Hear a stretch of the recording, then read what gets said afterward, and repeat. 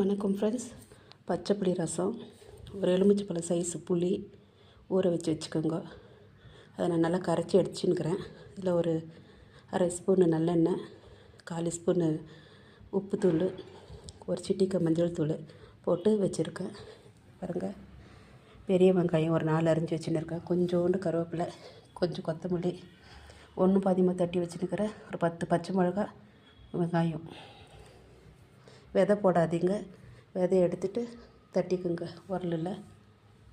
இப்போது ஃபோனை கையிலே பிடிச்சின்னு வீடியோ பிடிக்கிறதுனால இப்படி காட்டுறேன்.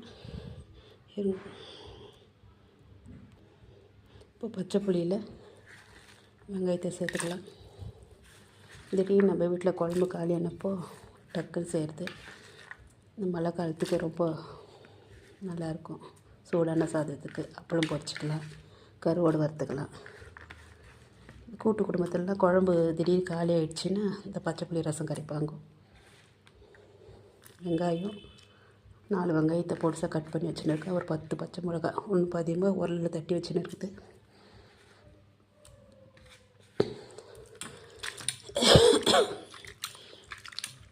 நல்லா கை போட்டு கரைக்கணும் friends.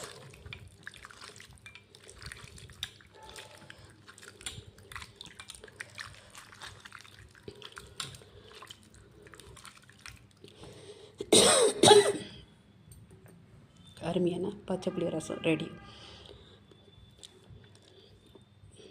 Please subscribe friends. Thank you so much.